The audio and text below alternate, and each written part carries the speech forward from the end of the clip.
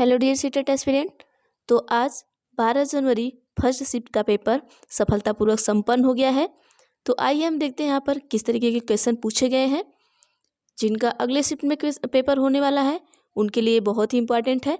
तो आप यहाँ से चीज़ों को दोहरा कर जरूर जाइएगा और हमने इसके पीछे भी जितने एनालिसिस कराए हैं वे एनालिसिस आप जरूर कर जाइएगा। तो चलिए देखते हैं क्वेश्चन क्या हमारा पूछा गया है, किस तरीके से पूछा गया है। देखिए कुछ टॉपिक ऐसे हैं जहाँ से क्वेश्चन आ रहे हैं और कुछ ऐसे टॉपिक है जहाँ से क्वेश्चन आ रहे हैं लेकिन लोग कह रहे हैं कि आउट ऑफ द सिलेबस है, लेकिन ये आउट ऑफ द सिलेबस नहीं है। भले ही वो प्रीवियस ईयर में न आए हो लेकिन वो आपके एनसीईआरटी में क्वेश्चन हैं। तो आप ऐसा मत समझिए कि आउट ऑफ सिलेबस है, आप एनसीईआरटी को सारा पढ़ कर जाइए। कुछ लोग बता रहे थे कि जो हमारा ईवीएस है, ईवीएस में out of the syllabus question आ रहा है, लेकिन ऐसा कुछ नहीं है। आउट ऑफ सिलेबस कुछ भी नहीं है। सारी चीज़ें हमारे सिलेबस में ही है। आप सिलेबस को थोड़ा अच्छी तरीके से पढ़ कर जाइए, नहीं तो मैं देखती हूँ अगर मुझे टाइम मिलेगा तो मैं ईवीएस का आपको एनसीईआरटी एक बार पूरा दोहरा कर दोबारा करवा दूंगी। तो चलिए आइए देखते हैं क्वेश्चन क्या है हमारा। क्वेश्चन है कि 4 वर्ष की रिया को उसके माता पिता से डांट पड़ती है जब वह सब्जियां खाने से इनकार करती है। प्रतीकात्मक खेल खेलते हुए रिया इस व्यवहार का दोहराव अपनी गुड़िया पर करती है। उसका व्यवहार क्या दर्शाता है? तो सही उत्तर हमारा होगा प्राथमिक सामाजिकरण। देखिए आपको प्राथमिक सामाजिकरण से भी क्वेश्चन आ सकता है और द्वितीयक सामाजिकरण से भी क्वेश्चन आ सकता है। देखिए क्वेश्चन प्राथमिक सामाजिकरण से ही आया है, लेकिन बस चीज़ें यहाँ पर क्या है चेंज कर दी गई हैं। यहाँ पर अगर यही प्राथमिक पूछ सकता है कि बच्चे का प्राथमिक सामाजिकरण कौन है, ये भी आ सकता है। तो कौन है? बच्चे का परिवार और उनके माता पिता हैं। पूछ सकता है कि बच्चे का द्वितीयक सामाजिकरण कौन है, तो कौन है आपका स्कूल है और क्या है आपके पड़ोस हैं। ठीक है, तो इस तरीके से क्वेश्चन आपको आ सकते हैं। आइए अगला क्वेश्चन देखते हैं क्या हमारा। क्वेश्चन है कि अनीता ने रश्मि का कलम ले लिया और प्रतिरोध में रश्मि ने अनीता का भोजन खा लिया। पूजा यह देख रही थी किंतु उसने अध्यापिका को सूचित नहीं किया क्योंकि दोनों ने एक दूसरे से बदला लिया था। लॉरेंस कोहलबर्ग ने के अनुसार पूजा नैतिक विकास की कौन सी अवस्था पर है? तो सही आंसर क्या होगा ये देखते हैं हम। यहाँ पर क्या होगा हमारा सही आंसर? यांत्रिक उद्देश्य उन्मुखीकरण। देखिए यहाँ पर क्या है कि इन दोनों में क्या है, जो अनीता है वो रश्मि का कलम ले लेती है, तो रश्मि क्या करती हैं उनसे बदला लेने के लिए, इसमें देखिए क्या है बदले की भावना आ जाती है। उनसे बदला लेने के लिए क्या करती है, उनका भोजन खा लेती है। अब क्या है, पूजा यह सब देखकर किंतु उसके अध्यापिका को सूचित नहीं किया। अब मतलब कि सॉरी, यहाँ पर देखिएगा कि अनीता ने रश्मि का क्या लिया, कलम लिया, ठीक है। और यहाँ पर रश्मि ने अनीता का भोजन, इन दोनों में क्या है, रश्मि और अनीता दोनों में क्या है, बदले की भावना चल रही है। और तीसरा व्यक्ति कौन है, पूजा है, वो देख रही है लेकिन वो अपने अध्यापिका को सूचित नहीं कर रही हैं क्योंकि दोनों एक दूसरे से क्या लिया, बदला लिया था। ठीक है, उन्हें पता है कि इन्होंने पेन लिया है तो इन्होंने खाना खाया है, दोनों की हिस्सेदारी जो है वो बराबर की है। तो ये जो आपका नैतिक विकास है ये किस अवस्था में आता है, तो ये आंतरिक उद्देश्य उन्मुखीकरण में आता है। आइए अगला देखते हैं क्वेश्चन क्या है हमारा। एक विद्यालय लड़कियों को केवल संगीत और नृत्य प्रतियोगिता में भाग लेने के लिए प्रोत्साहित करता है। विद्यालय का दृष्टिकोण क्या दर्शाता है? तो सही उत्तर आपका होगा यह जेंडर संबंधी पूर्वाग्रहों को दर्शाता है। देखिए जेंडर संबंधी क्वेश्चन बहुत आते हैं। देखिए जेंडर संबंधी से ही आएंगे, बस यहाँ पर क्वेश्चन आपको पलट देता है। मान लीजिए कह दिया कि एक विद्यालय है वो सिर्फ लड़कियों को वरीयता देता है, लड़कों को नहीं देता है, तो ये भी आपका जेंडर संबंधित पूर्वाग्रह को दर्शाएगा। ठीक है, आइए अगला क्वेश्चन देखते हैं क्या है। प्रतिभाशाली विद्यार्थियों को पढ़ाने के लिए शिक्षक को क्या करना चाहिए?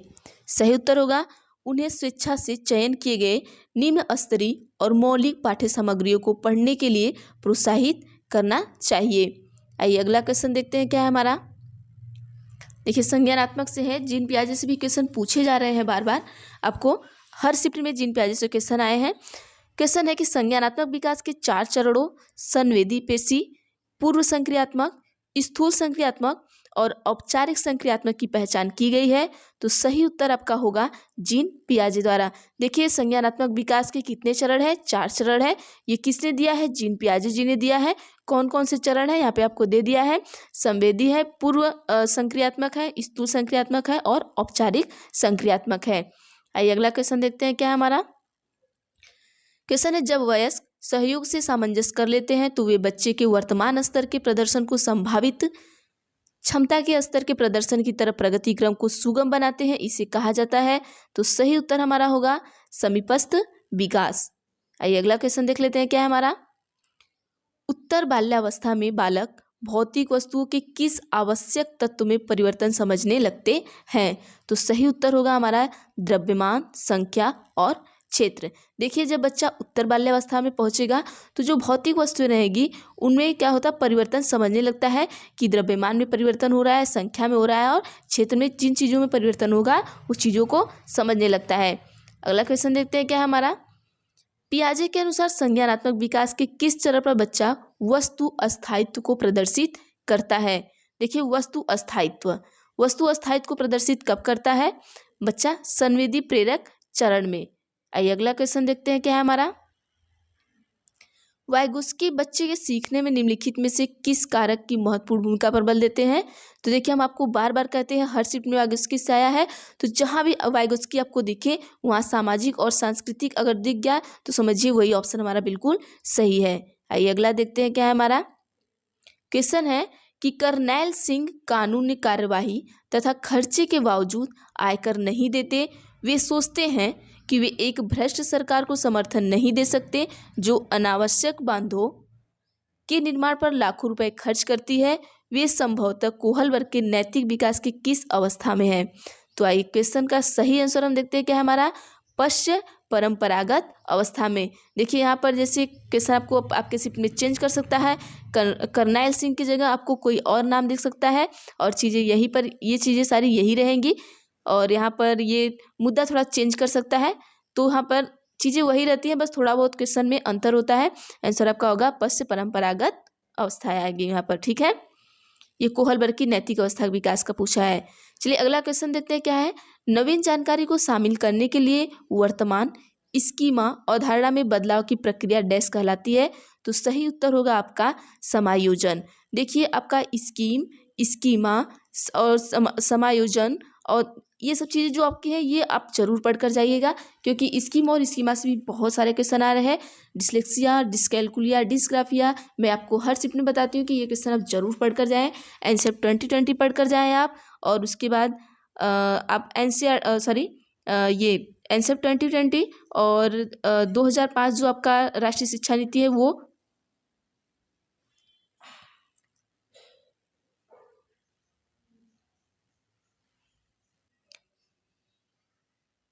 चलिए अगला क्वेश्चन देखते हैं, क्या है। देखिए हार्वर्ड गार्डनर से क्वेश्चन पूछा गया है कि हार्वर्ड गार्डनर के बहुबुद्धि सिद्धांत के अनुसार इनमें से कौन सी बुद्धि जटिल आंतरिक भावनाओं को पहचानने और उनका प्रयोग करके अपने आचरण को शिक्षा देने की योग्यता से संबंधित है। तो सही उत्तर होगा अंतर्वैयक्तिक बुद्धि। अंतर्वैयक्तिक बुद्धि आपका सही आंसर होगा। अगला क्वेश्चन है कि निम्नलिखित में से कौन सा कथन मूल्यांकन हेतु मानकीकृत परीक्षणों के संदर्भ में सही है। किसके परीक्षण में पूछा है, मानकीकृत। तो सही उत्तर होगा वे मूल्यांकन के सख्त ढांचे संरचनाओं पर आधारित है। आइए अगला क्वेश्चन देख लेते हैं, क्या है हमारा। अगला क्वेश्चन है कि निम्न में से कौन सी विधि अधिगम के लिए आकलन हेतु उपयुक्त है। तो सही उत्तर आपका हो जाएगा बच्चों के संप्रत्यय बुद्धि का नियमित प्रलेखीकरण। आइए अगला क्वेश्चन देखते हैं, क्या है हमारा। एक अध्यापिका अपने विद्यार्थियों को गणित के सवालों के उत्तर तक पहुंचने की प्रक्रिया को व्याख्या करने के लिए बढ़ावा देती है। तो सही उत्तर होगा आपका अधिसंज्ञानात्मक कौशल के विकास में मददगार है। अगला क्वेश्चन देख लेते हैं, क्या हमारा।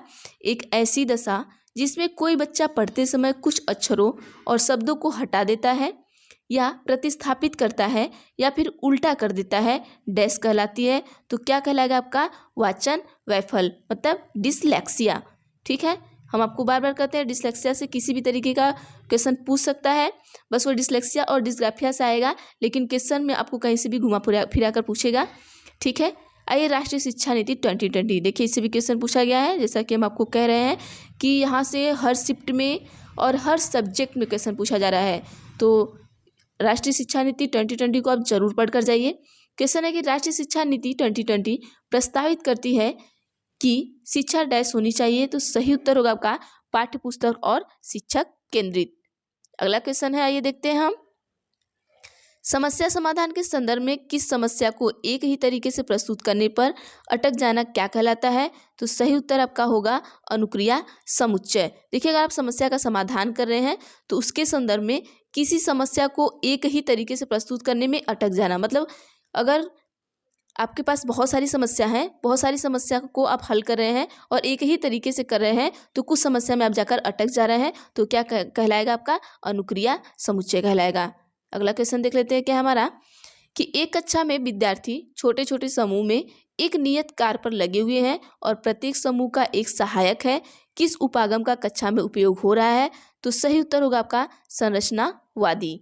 अगला क्वेश्चन देख लेते हैं क्या हमारा, एक शिक्षक अपने छात्र को सीखने के लिए आंतरिक रूप से प्रेरित बने रहने के लिए कैसे प्रोत्साहित कर सकता है? तो सही उत्तर होगा एक शिक्षक अपने छात्र को सीखने के लिए आंतरिक रूप से प्रेरित बने रहने के लिए व्यक्तिगत नैपुण्य लक्ष्यों को निर्धारित करने में उनको सहयोग देकर प्रोत्साहित कर सकता है। तो सही उत्तर आपका ये हो जाएगा।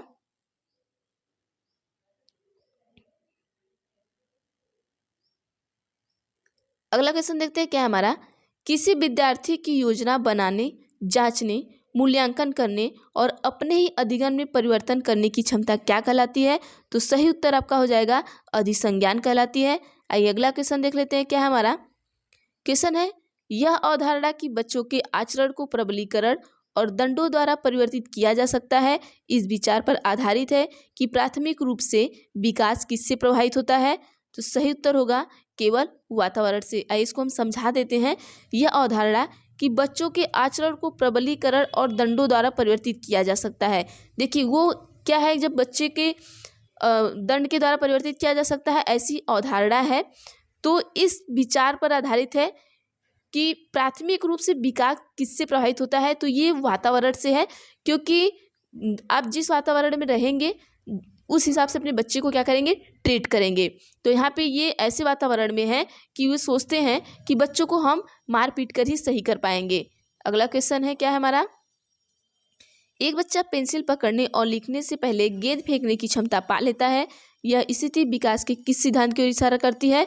तो सही उत्तर हो जाएगा आपका अधोगामी विकास। आइए अगला क्वेश्चन देखते हैं क्या है हमारा, दो गिलास में समान मात्रा में जल है परंतु अनु सोचते हैं कि लंबे गिलास में छोटे और चौड़े गिलास में से अधिक जल है।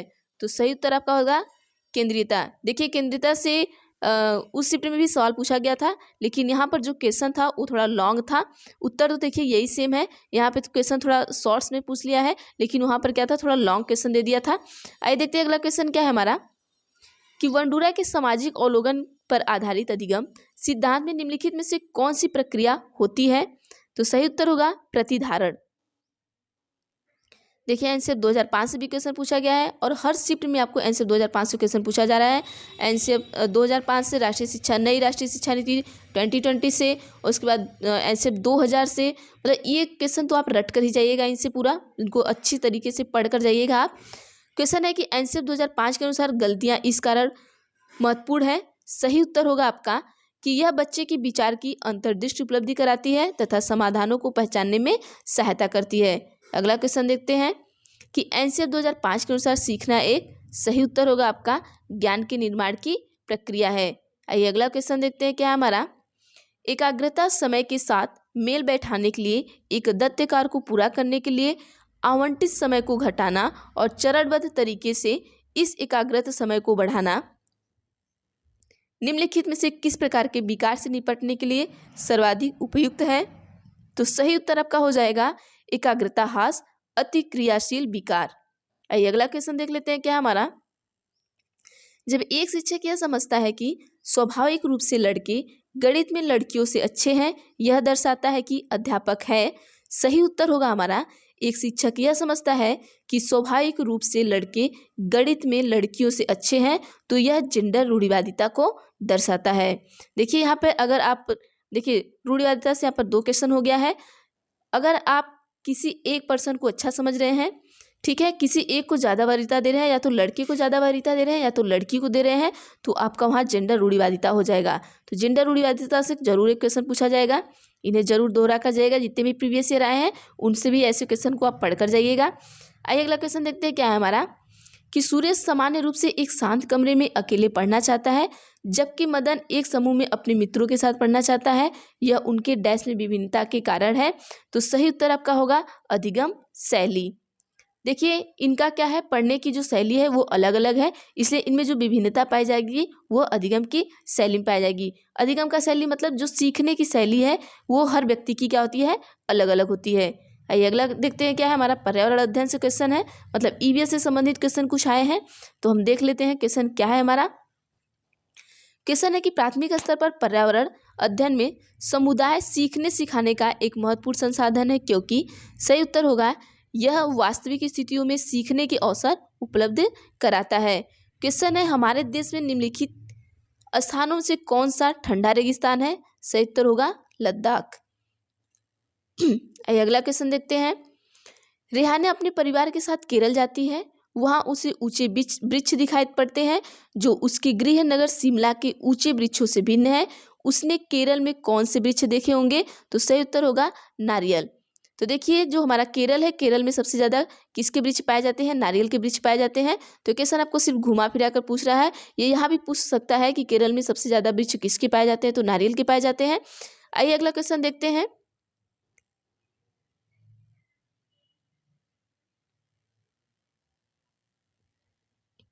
नीता आंध्र प्रदेश जाती है और 2 साड़ियाँ खरीदती है जो खास तौर पर वही बनाई जाती है, वे क्या कहलाती है, तो पोचमपल्ली और कलमकारी। देखिए कल भी साड़ियों से आया था, तो कल थोड़ा साड़ी से हट के क्वेश्चन आया था, तो साड़ी से संबंधित जो क्वेश्चन है आप उन्हें एक बार पढ़िएगा। तो आप देखेंगे इस चैप्टर में, तो ये पोचमपल्ली कलमकारी, और इसके बाद ये पूछ सकता है कि पोचमपल्ली कहाँ पर स्थित है, इस तरीके के क्वेश्चन आपको पूछ सकता है। आइए अगला क्वेश्चन देखते हैं क्या है हमारा। एस्किमो अपने घर इग्लू का निर्माण करते हैं, इसका क्या कारण है, तो सही उत्तर आपका हो जाएगा बर्फ की दीवारों के बीच मौजूद हवा अंदर की गर्मी को बाहर जाने से रोकती है।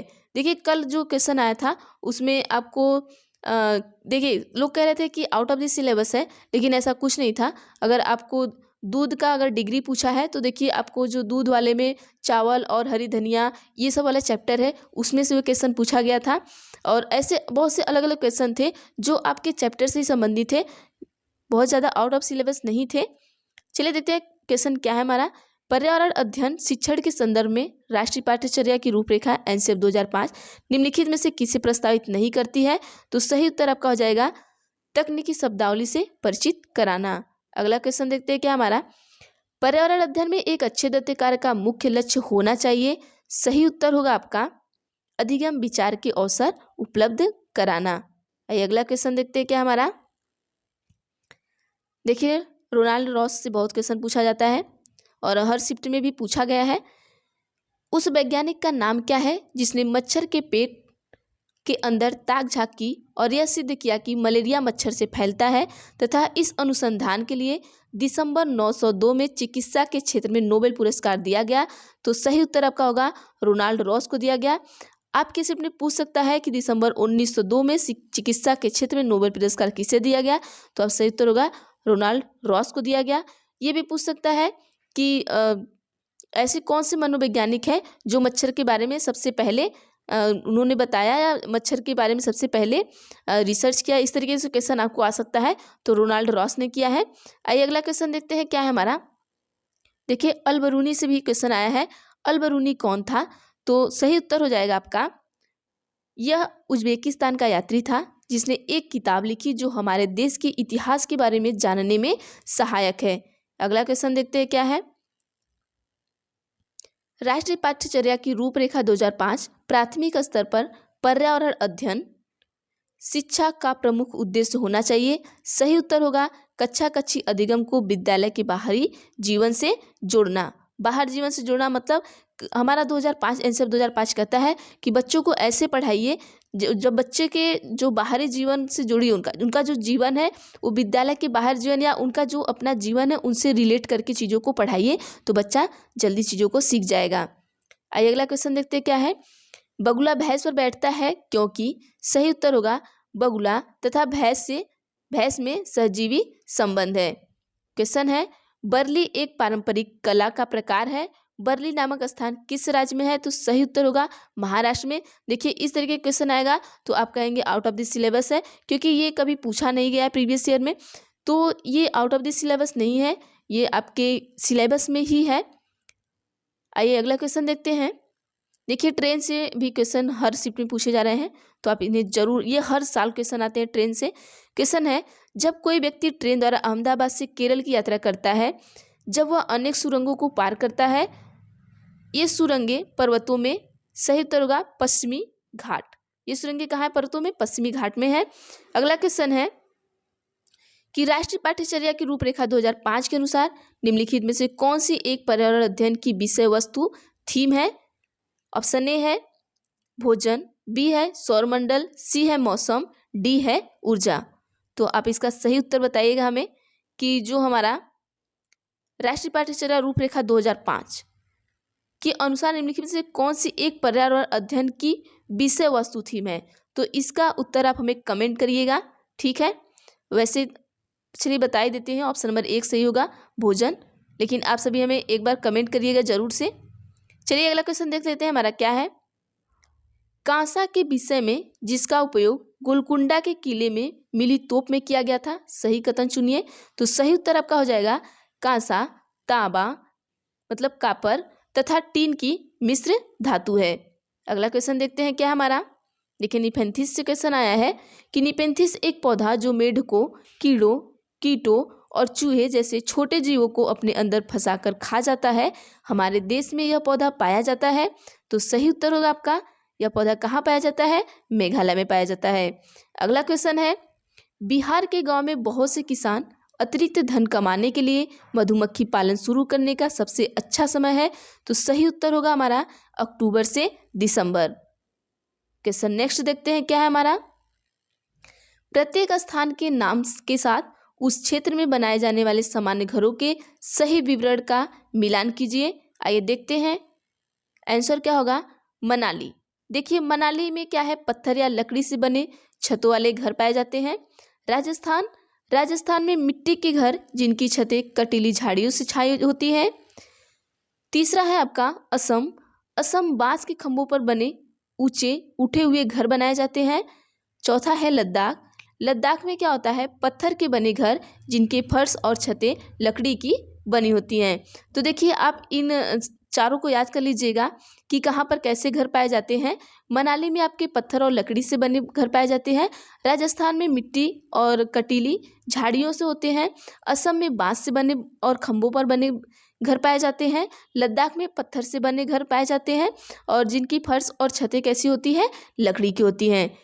अगला क्वेश्चन देख लेते हैं। हमारे देश के लगभग सभी भागों में मिर्च का उपयोग भोजन पकाने में किया जाता है। हमारे देश में मिर्च को लाने वाले व्यवसायी थे। तो सही उत्तर होगा हमारा दक्षिण अमेरिका, ठीक है। आइए अगला क्वेश्चन देखते हैं। या तो पूछ सकता है आपको मिर्च कहाँ से आया, गोभी कहाँ से आया, टमाटर कहाँ से आया, आलू कहाँ से आया। तो इसका हमने आपको शायद मैंने एक कराया हुआ है, हाँ मैंने कराया है, इसमें एक कविता टाइप का कराया हुआ मैंने, आप जाएंगे मेरे वीडियो में देखेंगे तो उस कविता मैंने आपको पूरा करा दिया है। आलू मिर्ची आए कहाँ से, इस तरीके का कविता है, तो आप जाकर वहाँ पर पढ़ सकते हैं, नहीं तो मैं उसको आपको फिर से दोबारा करवा दूंगी। चलिए देखते हैं निम्नलिखित में से कौन सा पक्षी कैक्टस पौधे के बीच अपना घोंसला बनाता है। तो सही उत्तर आपका होगा फाख्ता। केरल के निकटवर्ती राज्य हैं, तो आइए देख लेते हैं सही उत्तर क्या होगा हमारा, तमिलनाडु और आंध्र प्रदेश।